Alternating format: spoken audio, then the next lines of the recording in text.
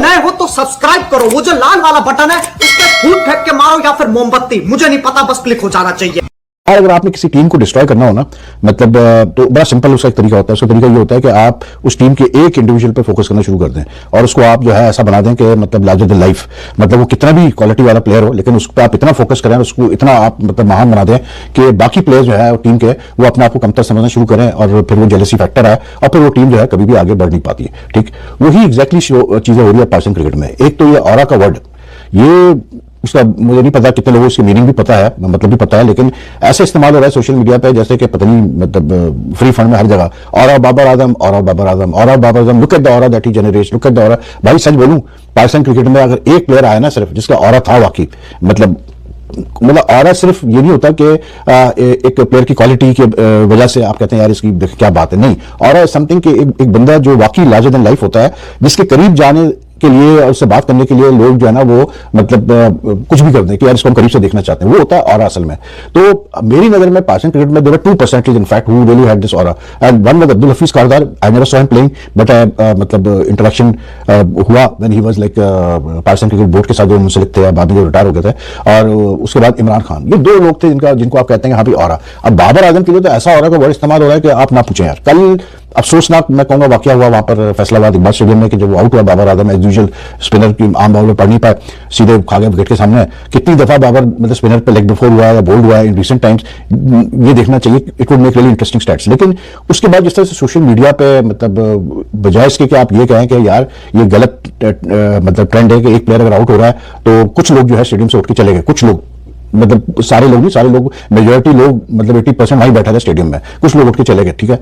उसके बाद जिस तरह से कैमराज ने वो दिखाया, जिस तरह से कमेंटेटर्स ने, जैसे ऐसा लग रहा था जैसे वो वेट कर रहे थे इस ओकेशन का, अगर ऐसा होगा तो हम ये स्क्रिप्ट हमने बोलनी है, जिस तरह से उन्होंने स्क्रिप्टेड शुरू किया, वो लुक एट दैट, ऐसे लगा जैसे पता नहीं पहले से सोचिए समझे मतलब एक उसके प्लान के तहत ये सब कुछ हो रहा है, विच इज वेरी अनफॉर्चुनेट यार। इसलिए क्योंकि अगर आप ये कर रहे हैं, अफसोस करने का मकाम है कि अगर हम ये कर रहे हैं, इवन इंडिया में Virat Kohli, even Brian Lara तो मतलब एक अलग क्लास थी ना, सचिन तेंदुलकर की अलग क्लास थी, कोहली की एक अपनी क्लास है, लेकिन इवन इनके साथ ऐसा कभी नहीं हमने देखा कि ये आउट हो रहे हैं तो जो है वो लोग जो है वो मतलब इरीगा जो है वो कर रहे हैं और स्टेडियम खाली हो रहा है, ऐसा कुछ भी नहीं हुआ, कभी भी नहीं हुआ। ठीक है, उनकी अपनी ग्रेटनेस रही है हमेशा, इनको हमेशा ग्रेट समझा गया, समझा जाएगा, लेकिन ये जो पाकिस्तान क्रिकेट में हो रहा है ना बाबर आजम को लेकर, ये कमाल है यार। This is something I have never seen in cricket in like all my मतलब लाइफ एज ए जर्नलिस्ट। बहुत क्रिकेट कवर किया, बहुत दूसरे स्पोर्ट भी कवर किया, ओलंपिक भी कवर किया, लेकिन ऐसी चीज मैंने कभी नहीं देखी जो अब मैं देख रहा हूं। यहाँ इवन देखा विराट कोहली का भी जो लीन टच आया वो कब आया, it came in the mid 30s, ठीक है ना, not when he was 28, 29, 30. In fact, when he was at that age, he hit his prime. यहां पर जब बाबर को प्राइम हिट करना चाहिए था वो नहीं कर पाया हिट प्राइम। और ये कोई कहे कि नहीं यार बाबर आजम के साथ ज्यादती हुई उस कप्तानी को लेकर, ये कर, आई डोंट बिलीव दैट। इसलिए क्योंकि यार जो भी आप कहें, मतलब 4 साल तकरीबन 2019 से लेकर तो 2023 तक बाबर को टोटल फ्री हैंड दिया गया था। And I at time I to be surprise जब जिस तरह Ramiz Raja when he was chairman of the Pakistan cricket board, the way he bank so much at Babar. जिस तरह एक जमाने में तौकीर दिया होते थे चेयरमैन पाकिस्तान क्रिकेट बोर्ड के, वो बैंक करते थे शोएब अख्तर के ऊपर, ये हमें जिता देगा। तो जिस तरह रमीज ने बैंक किया, जिस तरह से रमीज ने इसको मतलब फ्री हैंड दिया, इसको मतलब कैसे बोलते हैं, इसके ईगो को इन्फ्लेट किया, आई वाज सरप्राइज। इसलिए क्योंकि यार Rameez has played so much cricket under Imran Khan, और जो बंदा इमरान खान के अंडर खेला हो वो मतलब ऐसे करे तो फिर मैं हैरान हूं। At times I find myself at loss. मैं कहता हूं कि जी ठीक है बाबर बहुत अच्छा प्लेयर है, मैं नहीं कहता अच्छा प्लेयर नहीं है, जो प्रूव भी किया है, लेकिन यार when people start saying that he is the greatest या उसकी ये क्वालिटी है या वो इनविजिबल, फिर मुझे हैरत होती है। क्योंकि यार क्रिकेट में पाकिस्तान क्रिकेट सेट में ऐसे बैट्समैन आए कि सोच लोगों की यार, ठीक है उस जमाने में लोग स्टैट्स को भी कंपेयर करने की कोशिश करते हैं, लेकिन अभी मैं देख रहा था सईद अनवर का भी स्टैट दिया जा रहा था। भाई सईद अनवर का दौर तो देखो, सईद और किया किसने, हमारे एक साबिक कप्तान ने जो खेले सईद अनवर के साथ, वो knew what Saeed Anwar was, that's the best part. तो बात ये कि सईद अनवर के जो अगर 20 या जो भी इंटरनेशनल 100 हैं, वो भाई वो ये तो देखो कि उसने किस ऑपोजिशन के खिलाफ किए हैं। आज बाबर जिस ऑपरेशन के खिलाफ रन कर रहा है पिछले 2-3 सालों में, वो भी तो देखो यार, ये भी तो चीजें देखो ना। आज क्रिकेट मतलब क्या मुश्किल हुई है, आसान हुई है, ये देखो ना आप चीजें। तो बहरहाल यार वही मैं कहता हूं ना कि बाबर मतलब मेनिया के चक्करों में, ऑब्सेशन के चक्करों में पता नहीं लोग ऐसे पागल हुए हैं कि नहीं पता, और नुकसान पाकिस्तान क्रिकेट हो रहा है, एंड तक नुकसान हो रहा है, आप देखते रहिएगा आगे भी नुकसान होगा। ये मतलब क्या यार, मैं कहता हूं कि पता नहीं अक्ल चढ़ाने गई है, क्या हो गया है। अभी सेकंड टेस्ट हुआ, आखिरी दिन था, जरूरत थी बाबर के मतलब रन की, 50 से नहीं 100 चाहिए था मैं उससे कि हम एक टारगेट सेट करते साउथ अफ्रीका को, मैच सीरीज 2-0 जीतते। लेट डाउन किया बाबर ने, एज यूजुअल जो करता है, रिजवान ने भी लेट डाउन किया। दैट इज व्हाट आई से कि यार सीनियर प्लेयर जो 4-4, 5-5 साल खेले हुए हैं, you don't expect this from them, not all the time यार। वंस इन अ व्हाइल तो सब फेल होते हैं, लेकिन हर वक्त इस तरह नहीं होता यार। तो एनीवे मैं कहा यार तो इस पे बात करूं कि ये क्या सिलसिला, मेरी समझ में नहीं आता यार। लेकिन बहरहाल कुछ चीजें बड़ी अजीब सी लगती है भाई, जो देखते हैं ना स्क्रीन पे, आप कहते हैं यार ये तो ऐसा लग रहा है जैसे कि पहले से तय है कि हाँ भाई ये चीजें होनी है। लेकिन जो स्टार्ट था पाकिस्तान का वो बहुत अच्छा था। बाबर आजम फिर लेफ्ट आर्म स्पिनर पे आउट हो गए, बैकफुट पे गए, आर्म बॉल था, अंदर आया, थोड़ा सा मैं समझता हूं लो भी रहा, लेकिन ये कोई एक्सक्यूज नहीं है, आउट हो गए। अब बाबर को ये सोचना है, और क्योंकि लोग ये समझते हैं कि बाबर की लगता फॉर्म वापस आ गई है, क्योंकि आपने टेस्ट मैच में 50 रन किए, एक इनिंग में 50 रन किए, फिर आपने T20 के आखिरी में 68 रन किए, तो लोग ये समझते हैं कि यार लगता वो जो बुरा फॉर्म था ना, टाइम था ना बाबर आजम का, वो अब खत्म हो गया। अब बाबर कहीं ना कहीं रन करना शुरू करेंगे। अब ऐसा ना हो कि बाबर 3 ODI हो जाए, बाबर उसमें भी कोई कुछ ना करे, तो फिर लोग ये ना कहीं बोले कि यार लगता वो फ्लूक में हो गया 68 रन। ये नहीं होना चाहिए। आपकी फॉर्म वापस आ रही है, आप 50-50 करते चले जा रहे हैं। हम ये नहीं कहते कि आप 100 करते हैं, 150 की इनिंग खेलते नहीं, ठीक है, क्योंकि मुझे बहुत अच्छे तरीके से आइडिया हो गया जिस किस्म की पिच मैंने कल के मैच में देखी है ना, ये इसी किस्म की ही मुझे नजर आ रही है, ठीक है। अगले 2 ODIs भी इधर ही फैसलाबाद में भी ऐसी ही पिच में नजर आएगी, तो मैं ये जरूर समझ सकता हूं कि किसी भी बैट्समैन के लिए स्पिनर्स को टैकल करना इतना आसान नहीं होगा इस कंडीशन में। तो आगे 2 ODIs में भी पाकिस्तान हो या साउथ अफ्रीका हो, उनको प्रॉब्लम होगी स्पिनर्स के ऊपर।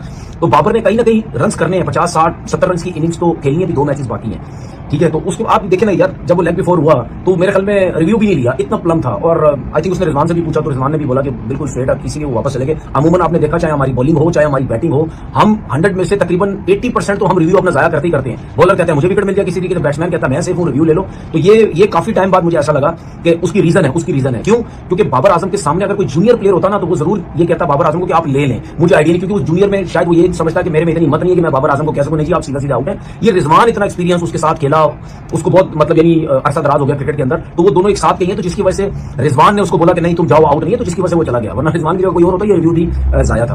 पाकिस्तान की टीम तो मैच जीती, लेकिन बहुत मुश्किल से जीती। और सब जहन में ये रखे कि ये वो साउथ अफ्रीका की टीम नहीं है, उनके 6-7 लड़के नहीं है। T20 सीरीज भी हम जीते हैं, बहुत अच्छी बात है, बार बार बोलते हैं अच्छी बात है, लेकिन वो टीम नहीं है। कल भी हमें ये नजर आया, तकरीबन 2-3 लड़के जो उनके डेब्यू हुए, नई टीम थी, तकरीबन 263 रन किए। लेकिन जब प्रिटोरियस और डिकॉक जब बैटिंग कर रहे थे, शाहीन ने टॉस जीत के फील्डिंग करने का फैसला किया, तो बहुत ही अच्छी और बड़ी जबरदस्त बल्ले पे बॉल आ रहा था, नया बॉल। या आप ये कह सकते हैं कि जब तक जो है शाहीन था बॉल के ऊपर, अब ये शाहीन उतरने में भी 20-25 ओवर लग जाते हैं, उस पर स्पिनर्स भी आए, फास्ट बॉलर्स भी बॉल करते रहे, लेकिन उनके बल्ले पे बहुत अच्छा बॉल आ रहा था। और ये भी दिमाग में रखें, ग्राउंड छोटा है, यहाँ पे आपने देखा कि वो दोनों जब टाइम कर रहे थे, बॉल गेंद ग्राउंड से बाहर जा रही थी, बहुत तेज फास्ट आउटफील्ड थी। तो जिस तरह उनकी बैटिंग हो रही थी, और तकरीबन 98 पे आई थिंक पहली विकेट उनकी गिरी, तो उस हिसाब से लग ऐसा रहा था कि साउथ अफ्रीका 300 से ज्यादा रन करेगा, क्योंकि इतना बॉल ब्रेक नजर नहीं आ रहा था, ना फास्ट बॉलर्स को इतनी हेल्प मिल रही थी। लेकिन आप ये देखें, जब तकरीबन 24-25 ओवर के बाद जब हमारे स्पिनर्स ने रेगुलर बॉल करना शुरू की, नवाज ने की, अबरार ने की, सलमान आगा बहुत एक्सपेंसिव रहे, साइम अयूब, हमारे जो बाकी 3 स्पिनर्स थे उन्होंने बहुत अच्छी बॉलिंग की। उसके बाद विकेट्स गिरना शुरू हुई। जब बॉल पुराना 25 ओवर के बाद बॉल जब पुराना होना शुरू हुआ है, उसके बाद जो है वो आपने देखा कि दोनों एंड से बॉल जो है स्पिनर्स का ब्रेक होने लग गया, और काफी ब्रेक हो रहा था, थोड़ा स्लो भी आ रहा था, ब्रेक भी हो रहा था, शॉट्स नहीं लग रहे थे, विकेट्स कंटिन्यू उनके गिरते रहे। उनके जो कैप्टन है रिस्के, उन्होंने आई थिंक 40 कुछ रन की इनिंग खेली। फिर उससे जो सबसे ज्यादा इंपॉर्टेंट इनिंग थी वो कॉर्बन बॉश की थी, उन्होंने जो 41 रन की इनिंग खेली, वो बहुत ज्यादा इंपॉर्टेंट रन थे। 263 में वो बहुत ज्यादा इंपॉर्टेंट थे। उसकी वजह ये थी क्योंकि स्पिनर्स हमारे हावी थे।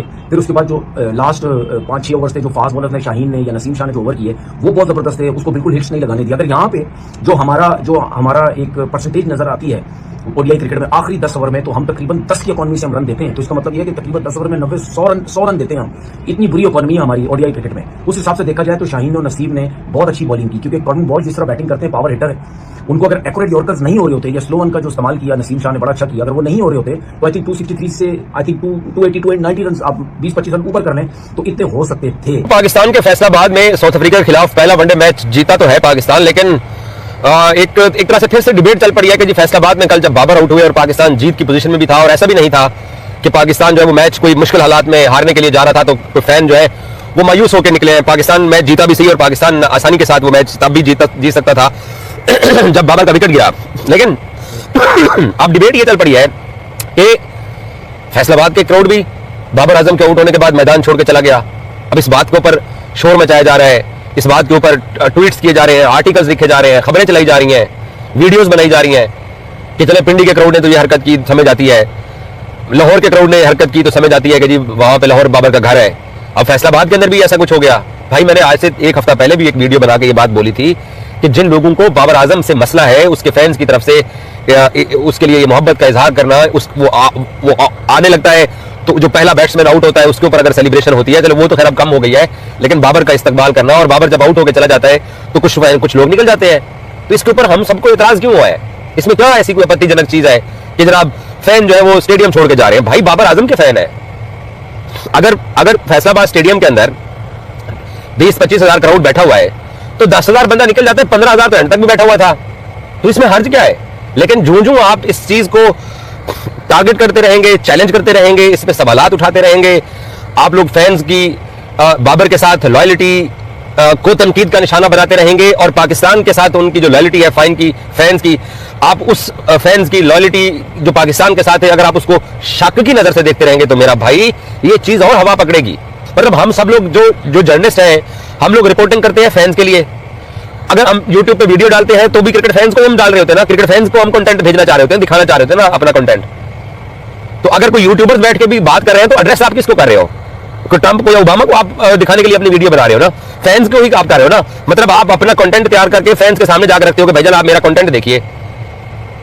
तो मैं तो बासित अली हो गए, नजीब हो गया और बड़े जो क्रिकेटर्स हैं हमारे, उनको इस बात की जेलसी उनकी खत्म ही नहीं हो रही है। कितने सारे ऐसे लोग हैं जो अब इसके ऊपर बात करना शुरू हो गए कि जी फैसलाबाद का क्राउड भी बाबर आजम को देखने आया था, बाबर आजम आउट हो गया तो सारे चले गए। भाई आपको क्या मसला है?